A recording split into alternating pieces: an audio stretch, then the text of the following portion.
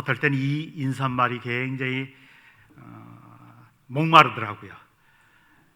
누군가 옆에서 잘하고 있습니다, 잘하고 있어요, 계속하세요, 이런 얘기를 누군가가 해주면 더 힘내서 더 일하고 더 힘있게 일을 할 수가 있을 텐데, 우리는 이런 얘기를 좀 잘 못하는 것 같아요.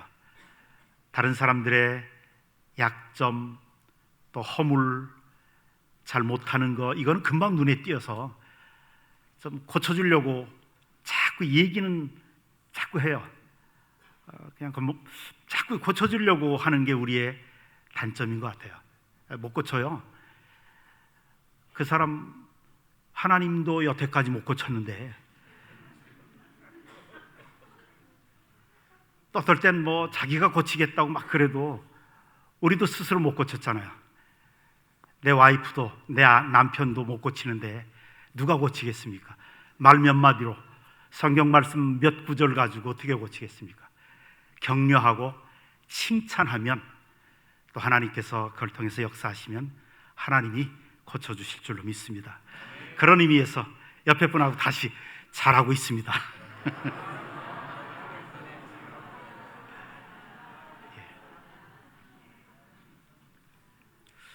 오늘 본문 열왕기상 17장 1절부터 16절까지의 내용입니다.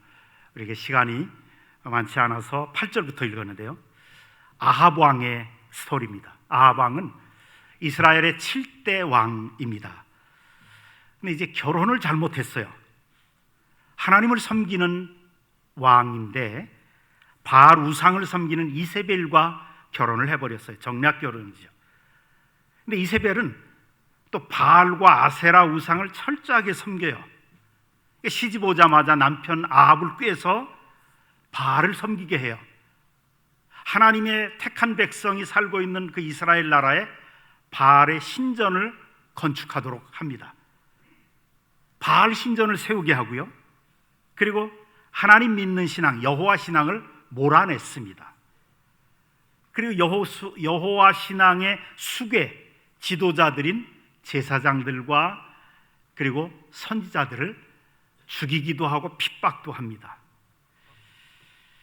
아합 왕이 나라의 지도자로서 우상 섬기고 하나님의 종들 핍박하고 하나님을 믿는 신앙을 말살시키려고 하니까 그 죄값이 나라 전체에 임하게 됩니다.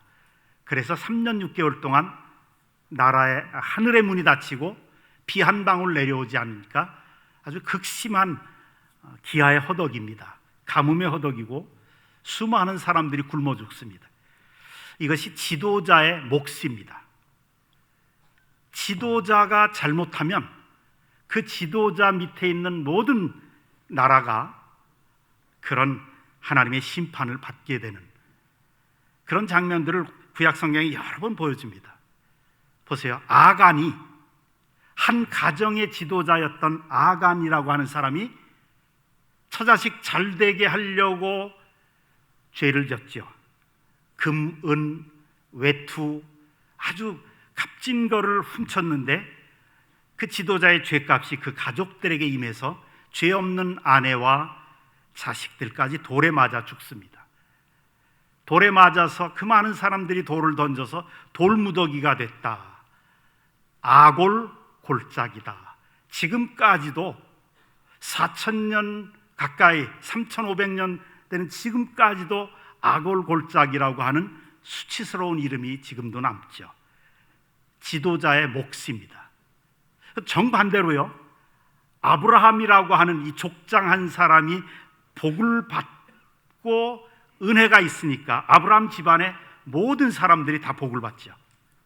지금까지 2000년이 지난 지금까지도 예수 그리스도를 믿는 우리 영적인 아브라함의 자손들까지도 복을 받게 되죠. 지도자가 이렇게 중요합니다. 교회도 마찬가지입니다. 담임 목사가 복이 있고 은혜가 있고 그리고 의가 있으면 하나님이 교회 전체에, 교인들 전체에 복과 은혜를 베푸시고 은혜가 있게 하시고 축복을 부어 주십니다. 그래서 여러분, 담임 목사를 위한 기도, 이것은 대단히 중요합니다. 담임 목사와 목회자들과 우리 장로님들, 지도자들을 위한 중보기도, 이거는 오히려 교회 전체 성도들에게 큰 축복으로 돌아오는 겁니다. 아합이 범죄하니까 하나님이 이스라엘을 치셨어요. 온 백성이 고통을 당해요. 3년 6개월 동안 비가 안 오니까 나라 전체가 극심한 흉년이 들고 굶어 죽는 사람이 많은데, 이걸 아합과 이세벨은 자기들 죄 때문인 줄도 모르고, 자기들 죄로 인한 하나님의 심판인 줄도 모르고, 이건 여호와 신앙 가지고 있는 그 수괴들이, 선지자들 때문에 하나님의 종들이 저주해서 그렇다, 그래서 하나님의 종들을 다 잡아 죽이기 시작합니다. 제사장들과 선지자들을 죽이려고 계속 핍박을 합니다. 그러니까 이제 엘리야 선지자는 숨어 있을 수밖에 없습니다. 하나님이 엘리야에게 말씀하시죠. 엘리야야, 너는 요단강 동편에 있는 그릿 강이라고 한 그릿 시내 그 상류로 올라가 봐라. 그릿 시내 상류에는 그 근원으로 올라가면 거기에 물이 있다. 마르지 않는 물이 있다. 내가 너에게 먹을 것을 공급해 주겠다. 그러니 거기 숨어 있어라. 그래요. 하나님의 말씀대로 엘리야는 그릿 시내가 근원으로 올라가서 오랫동안 까마귀가 물어다 주는 떡과 고기로 연명하면서 외롭게 있었습니다. 그런데 여러분, 생각해 보세요. 엘리야가 누구입니까? 엘리야는 죽음을 보지 않고 불병거를 타고 승천한 대선지자 중에 선지자입니다. 능력의 사자죠. 그래서 열왕기상 18장에 넘어가면 갈멜산에서 바알과 아세라 850명 선지자를 초청하고 이스라엘 백성들을 다 불러요. 그리고 능력 대결을 벌이죠.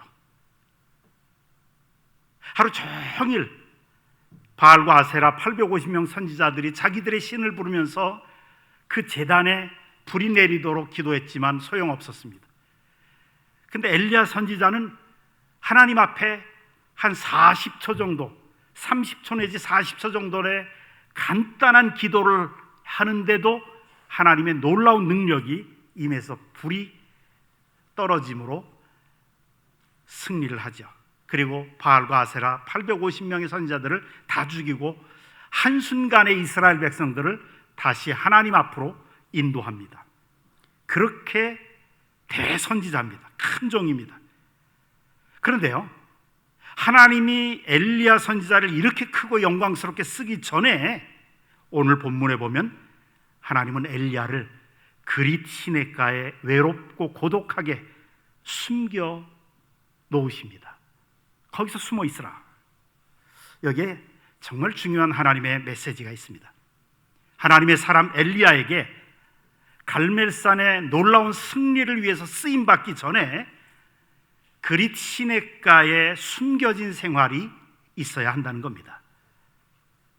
하나님은 오늘날도 하나님의 사랑하는 자녀들, 성도들에게 큰 은혜와 축복을 주시기 전에 이렇게 외롭고 말라가는 그릿 시냇가에 숨어 있게 하시는 경우가 종종 있습니다. 모세를 생각해 보세요. 모세가 이스라엘 민족의 대지도자가 되기 전에 하나님이 그를 단번에 들어 쓰시지 않습니다. 미디안 광야로 쫓아버리십니다. 미디안 광야에 숨겨진 생활을 하게 하시죠. 잘만 하면 애굽의 왕도 될 수 있었습니다. 그런데 어처구니가 없게 하나님은 그를 미디안 광야에서 처갓집에 양떼들이나 치는 목동이 되게 하시죠. 황량한 광야에서 잊혀진 존재로 양떼를 치면서 고생하는 이 숨겨진 기간이 있은 뒤에야 하나님은 모세를 불러서 이스라엘 민족을 구출하는 큰 지도자로 삼으신 거죠. 요셉을 한번 생각해 보세요. 애굽의 총리가 돼서 크게 쓰임받기 전에 요셉은 13년 동안 노예 생활과 죄수 생활이라고 하는 그릿 시냇가의 시간이 있었습니다. 그 후에야 요셉은 비로소 애굽의 총리가 돼서 제국을 호령하는 빛나는 생애가 찾아온 거죠. 하나님은 당신의 자녀를 큰 은혜와 축복으로 부어주시기 전에 이렇게 때로는 고난 속에 숨겨지는 생활을 하게 하신다는 겁니다. 그 속에서 하나님과 나와의 개인적인 말씀과 기도를 통한 성령의 체험과 개인적인 관계를 맺으라는 거예요. 그래서 우리 성도들은 자발적으로 자기 스스로 규칙적으로 은밀하게 하나님과만 교제하는 그리스도네가에 숨겨진 생활을 우리 자발적으로 가져야 합니다. 그렇지 않으면 하나님은 때로는 고통이나 때로는 질병이나 아니면 실패를 통해서라도 숨게 하십니다. 우리의 신앙에는 남모르게 고독한 숨겨지는 생활이 반드시 있어야 합니다. 그 속에서 주님과 기도와 말씀으로 깊이 교제하는 규칙적인 시간을 훈련받아야 됩니다. 바울 사도를 한번 보세요. 바울 사도가 다메섹 도상에서 엄청난 체험을 하면서 부활하신 주님을 직접 만나요. 그리고 그 환한 빛 때문에 소경이 되죠. 앞을 못 봐요. 그런데 그거를 또 안수기도 하게 하심으로 치유되는 경험까지 하게 하십니다. 이젠 된 것 같은데, 근데 바울은 그 즉시 아라비아 광야로 들어가서 3년 동안을 하나님과 말씀과 기도로 스스로를 깊이 교제하는 훈련을 가집니다. 그리고 이제 선교사로서, 사도로서 크게 쓰임받죠. 엘리야는 지금 하나님이 그리시네가에 바싹 말라 들어가는 시냇물 마시면서 기약도 없이 까마귀가 물어다주는 떡과 고기를 먹으면서 주님과 교제하고 있었습니다. 그러면서 아합이라고 하는 왕의 칼날이 무서워서 숨고 있는 자신의 모습을 보는 겁니다. 내가 얼마나 무능하고 얼마나 약하고 얼마나 부족한 사람인가를 느끼게 하는 기간이죠. 하나님이 붙들어 주시지 않으면 나는 아무것도 할 수 없는 존재이구나 라고 하는 것을 배우면서 겸손해졌습니다. 하나님은 우리 성도들에게 축복하시기 전에, 하나님이 당신의 종들을 쓰시기 전에 낮아지게 하시고 겸손하게 하시고 하나님 없이는 도저히 살 수 없다는 것을 스스로 체득하게 하십니다. 그리고 하나님은 우리가 겸손해지는 만큼, 낮아지는 만큼 우리를 더 높여주시고 더 큰 복을 담아주십니다. 그래서 엘리야에게 이런 그리시네가의 고난의 시간은 자기를 반성하고 하나님 앞에 겸손해지기 위한 그런 은혜의 기회였습니다. 뿐만 아니라 이제 우리가 읽지는 않았지만 6절에 보면 까마귀들을 통해서 하나님이 떡과 고기를 제공해 주시죠. 그런데 참 재밌는 거는 이왕 공급해 주시려면 한 일주일치씩 사다 놓고, 그러니까 갖다 놓고 먹게 하실 수도 있잖아요. 우리 예를 들면 바쁘신 분들은 그러더라고요. 마트에 가가지고 일주일치 뭐 필요한 것들을 다 사다 놓고 갖다 놓고 이제 집에서 해 먹는데, 그런 식으로 며칠 분씩을 이렇게 공급해 줄 수 있는데 하루치도 아니고 한때 분, 아침에 한 번, 저녁 때 한 번, 이런 것과 비슷한 사건이 또 있었죠.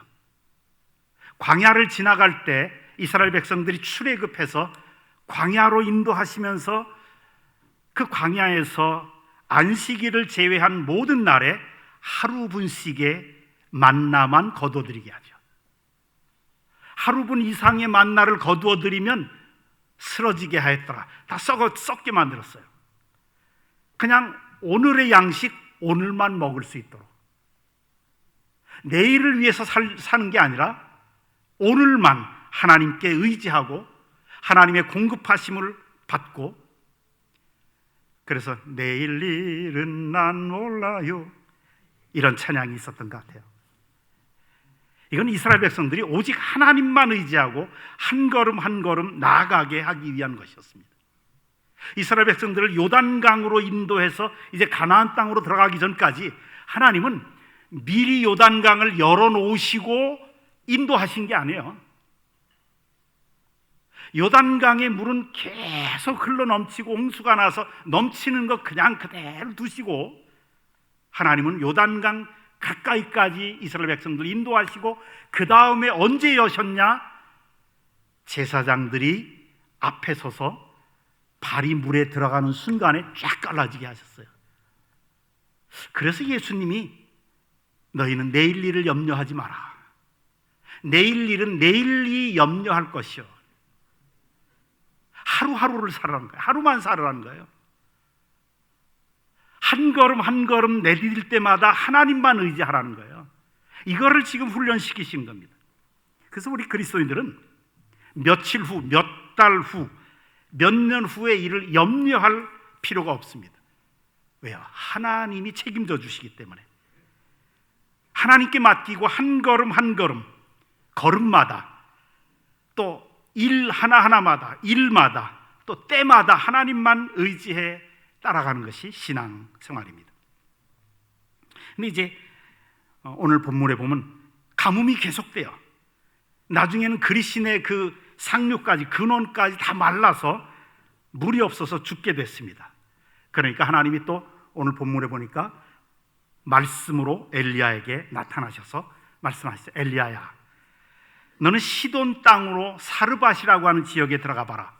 그러면 거기에 너를 도와줄 미망인 부인이 있을 것이다. 그를 만나게 될 것이다. 복의 근원이라고 여겼던 시냇가, 그 그릿 시내 근원인데, 그 그릿 시냇가 근원까지 다 말라버려요. 우리가 때때로 복의 근원이라고 느끼고 살아가는 내 직업, 내 일, 내 사업, 혹시 우리가 회사에서 어려움을 당할 수도 있고요, 또 정리해고를 당할 수도 있습니다. 그런데 그게 끝이 아니라는 겁니다. 그 회사에서의 끝이지 인생의 끝이 아닙니다. 그릿 시냇가에 물이 말랐으면 그릿 시냇가가 끝이지 엘리야 인생의 끝이 아니라는 이야기입니다. 그릿 시냇가에 물이 마르니까 엘리야는 사르밧 지역으로 가라 명령을 받습니다. 하나님께서 다른 길을 열어주셨죠. 여러분들, 하나의 길이 끝나면, 하나의 문이 닫혀버리면 하나님은 반드시 다른 길이 열려지게 하시고 또 다른 더 좋은 하나의 문이, 열려진 문을 하나님이 예비해 놓으신다는 것을 믿으시기를 주님의 이름으로 축원합니다. 이제 사르밧 지역으로 가봐요. 그랬더니 그 성문 앞에서 한 부인이 땔감으로 쓸 나뭇가지를 줍고 있었습니다. 그 부인을 보는 순간에 마음속에 감이 왔어요. 아, 하나님이 말씀하신 여인이구나. 감이 와요. 감동이 온 거예요. 여러분, 하나님과 매일 개인적으로 은밀한 교제를, 말씀과 기도로 교제를 가지는 성도들에게는 성령님께서 인도하시는 감동이 있습니다. 하나님의 인도하심이구나.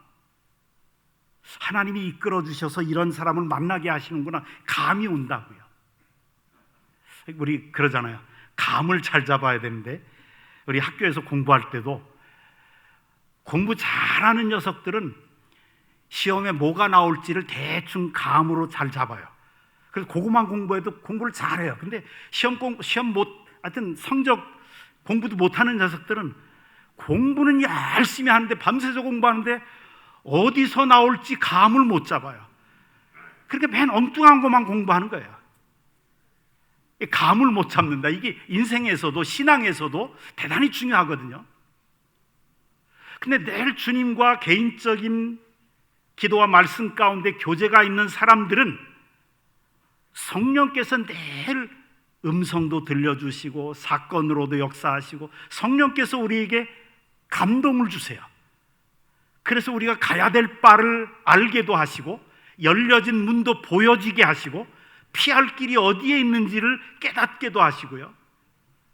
또 때로는 감동을 주셔서 여기에 투자하면 성공하겠구나, 여기에 이쪽 길로 가면 내가 새로운 길이 열리겠구나 하는 것을 느껴지게 하시고 감이 있게 하세요. 바로 그런 거예요. 저 여인이 하나님이 말씀하신 그 여인이구나. 그러면서 엘리야가 이제 말해요. 부인, 물 한 그릇만 주십시오. 이스라엘의 샘의 근원이 거의 다 말랐는데도 이 부인의 집에 있는 샘은 아주 깊어서 그때에도 샘물이 솟아났던 겁니다. 여러분, 예수님은 은혜의 깊은 샘입니다. 이 세상이 목마르고 가정이 목마르고 부부지간의 사랑이 목마르고 인간관계가 목말라서 비틀어지고 막히고 꼬여도, 일터가 목말라도 우리 예수님에게는 신선한 은혜의 샘물이 항상 솟아나고 있습니다. 그 예수 그리스도의 신선한 샘물이 항상 솟아나는 곳이 바로 교회입니다. 그래서 교회에 나와서 예수 그리스도를 만나면 은혜 받고 행복해지고 만족을 얻는 인생이 되는 것입니다. 엘리야가 이제 물 한 그릇 주십시오 그래 놓고서 물 들어가는 그 여인에게 부인 잠깐만요, 오는 길에 나에게 떡 한 조각 갖다 주십시오, 내가 배고픕니다.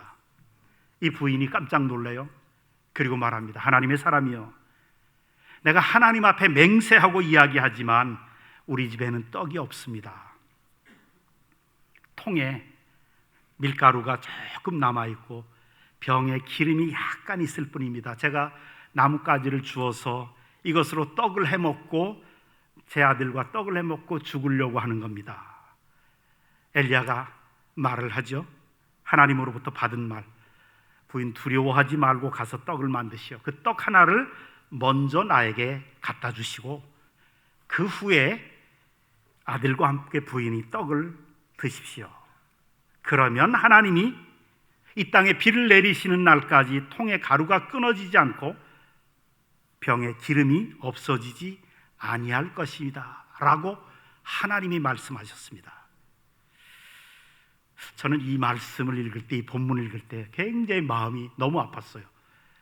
초창기 때 제가 목회할 때, 아니 적어도 하나님을 믿는 신앙의 사람이라면 지금 저 부인이 저렇게 가난하고 힘들고 저렇게 딱한 사정이 있고 저거 한 번 먹고 아들하고 같이 먹고 이제는 굶어 죽는 날을 기다린다고 그러는데, 그러면 저한테는 가져올 필요 없습니다, 내가 굶는 게 낫지, 부인 그거 해 드십시오 라고 해야지 되는데, 하나님의 종이면서도 선지자면서도 그 여인이 그거 먹고 죽겠다는데 그거 먹지 말고 나부터 가져오시오. 이게 말이나 될까? 참 의문부호로 남았습니다. 그러면서 이제 시일이 가면서 이 말씀의 깊이를 깨닫게 돼요. 여기서 우리 신앙의 두 가지 형태를 알 수가 있습니다. 신앙의 두 가지 형태, 인본주의적인 신앙과 신본주의적인 신앙입니다. 인본주의적인 신앙이란 성도들의 정말 딱한 사정, 딱한 형편, 어렵고 힘들고 소외된 그 형편을 잘 이해하고 하나님의 말씀을 거기에 맞추어 주는 것, 그러면서 전하는 것이 인본주의적인 신앙의 모습입니다. 신본주의는 정반대입니다. 어렵고 힘들고 딱한 사정에 있는 사람들, 소외된 그 사람들에게 사정을 안 봐주는 거예요. 하나님이 이렇게 말씀하셨으니까 그래도 지키시오. 신본주의적인 신앙이에요. 정말 야속하죠. 좀 어떤 면에서 보면 잔인해요. 제가 콩고에서 선교할 때 저는 여러분들 다 알다시피 길거리에서 제 아내하고 전도하면서 교회를 개척했습니다. 교인들이 점점 모여서 이제 교회 예배를 드리고 집사도 임명하고 그러면서 정말 강조했던 것은 11조와 주일 성수였습니다. 그런데 11조 할 상황이 도저히 안 돼요. 어떤 젊은 친구가 찾아왔어요. 목사님, 우리가 이렇게 대학 졸업하고도 취직이 안 돼서 돈이 없는데 어떻게 11조 합니까? 취직을 해서 한 달에 50불, 60불 받아가지고 가족들이 12명인데 그래서 그거 가지고 먹고 살기가 너무 힘들어서 하루에 한 끼를 먹기도 힘들어 하는데 무슨 11조를 할 수 있겠습니까? 그때 제가 강조한 게 그거였어요. 상황이 어떻든 간에 하나님이 11조를 통해서 우리를 축복하시기 원하시니까 11조 하시오. 50불, 5불 하나님 앞에 바치고 먹고 살기 힘드니까 주일날에도 가게 문 열으려고 그러는데 열지 말고 하나님의 말씀 주일 성수하시오. 그거를 매주마다 강조했어요. 지금 당신들이 이렇게 가난하고 배고픈 사람들이 많은데 당신들은 지금 내가 부자 나라 한국에서 교회에서 후원 받아가지고 그 돈 가지고 당신들 도와줄 거를 기대하고 있는지 모르지만 구제는 당신들 스스로 해서 자기 민족은 자기가 구제하도록 해야 됩니다. 그래서 일부러 주일 예배 때 헌금을 2번 했어요. 하나는 하나님 앞에 드리는 헌금, 11조와 감사와 주정헌금과 또 한 번 끝나면 이제는 구제헌금 따로 했어요. 순전히 구제를 위해서. 근데 많은 다른 현지인 목회자들이 목회하는 교회에서는 그렇게 안 하거든요. 사정을 너무 잘하니까 헌금 얘기를 안 해요. 11조 얘기 전혀 안 해요. 주일 성수 그런 얘기를 안 했어요. 그런데 시간이 갔습니다. 1년, 2년, 3년, 4년, 5년 딱 되니까요.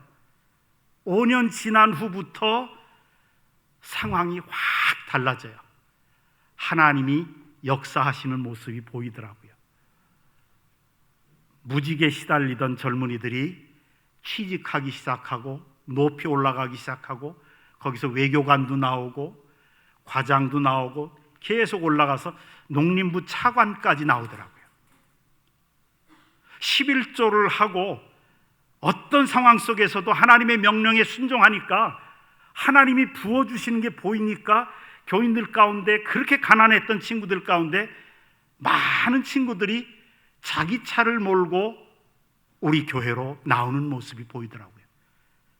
그래서 우리 교회를 어떤 소문이 났냐면 한국 선교사님이 하는 에글리즈 레세메 거기 가면 부자 된다. 그런 소문이 날 정도로 하나님이 그렇게 역사하시더라고요. 이게 신본주의거든요. 신본주의는 신앙의 순종을 테스트하는 거예요. 그 순종이라는 거는 그냥 편안하게 하는 게 아니다.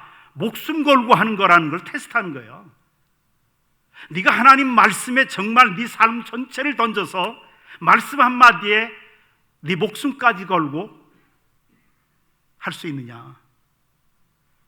그래서 제가 했던 그 흑인 교회는 한 600명까지 됐는데 자기들끼리 헌금해서 나중에 축복을 받으니까 자기들끼리 헌금해서 옆에 있는 교회 옆에 있는 큰 땅을 사서 교육관을 지었어요. 제가 도와준 게 아니고 한 600명 되니까 전임 전도사님과 목사님들이 필요해서 부교육자들 4명을 세웠어요.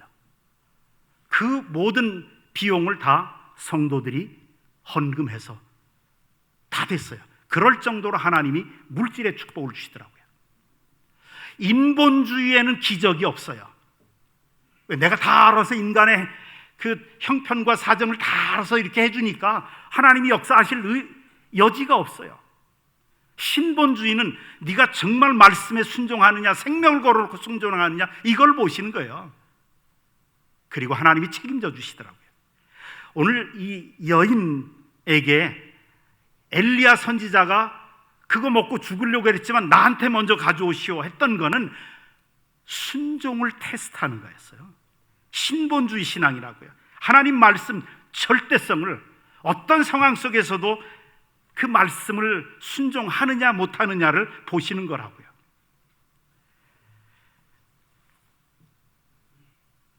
우리의 신앙, 인본주의 신앙이냐 신본주의 신앙이냐. 이 과부의 믿음 대단한 게요.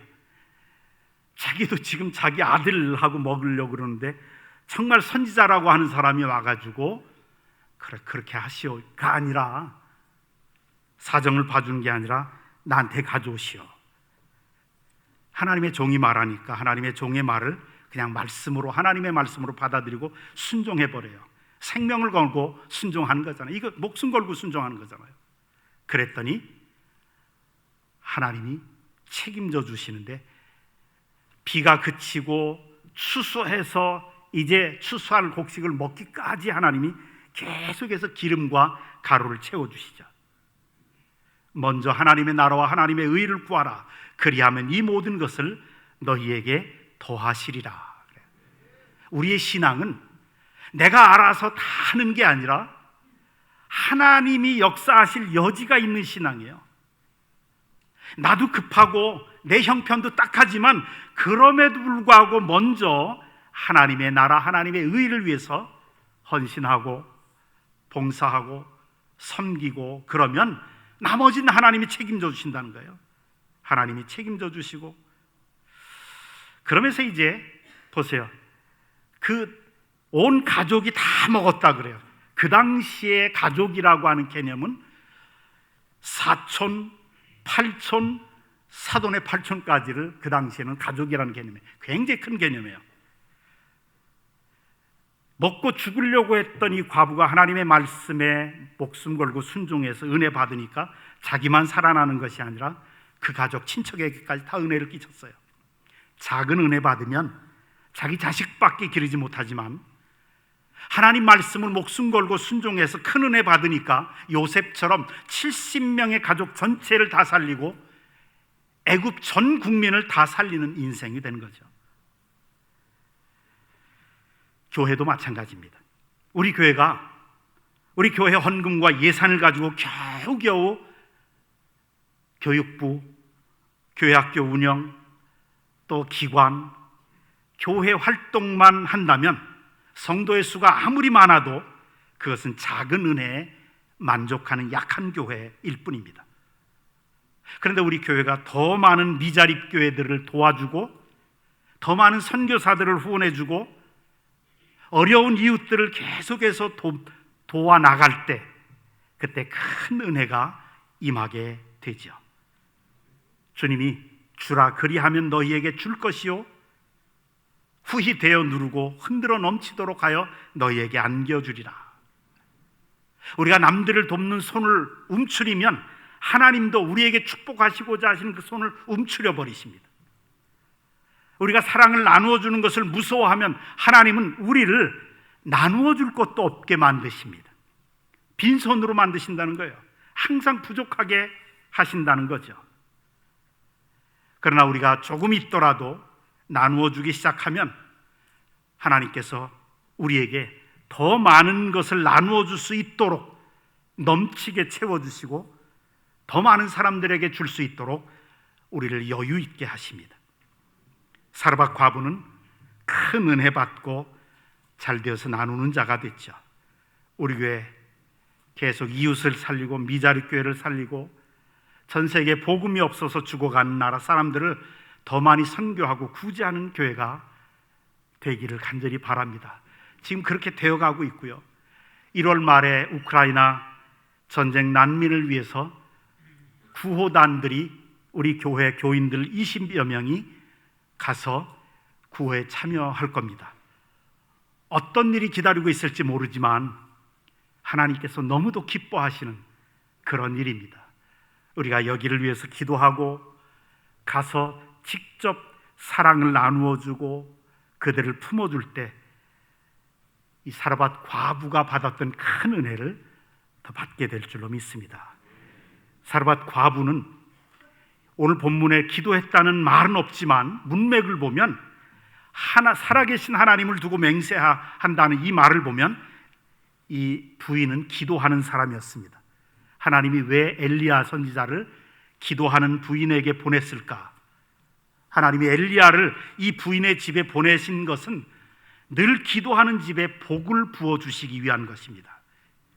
여러분, 세상이 아무리 캄캄해도 하나님이 기도하는 사람에게는 빛을 비춰 주십니다. 아무리 불황이 와도 기도하는 사람에게는 새 길을 열어주시고 인도하시고 마침내 축복하십니다. 그래서 여러분, 우리 성도들은, 하나님의 자녀들은 축복스러운 것을 만나도 축복이지만 어려움을 만나도 결국은 하나님이 축복으로 바꾸어 주시기에 모든 것이 합력하여 선이 되는 줄로 믿습니다. 우리에게 닥치는 좋은 일만 좋은 게 아니라 좋지 않은 일까지도 하나님은 좋은 쪽으로 밀어붙이셔요. 왜요? 하나님이 우리 아버지시거든요. 하나님이 살아계시거든요. 하나님이 내 옆에 계시고 항상 동행하시거든요. 이런 하나님과 함께 2023년 혹시 어려움과 고난이 있을지라도 그 좋으신 하나님과 함께 승리하시는 저와 여러분들 모든 우리 교회 되시기를 주님의 이름으로 축원합니다. 기도하십시다.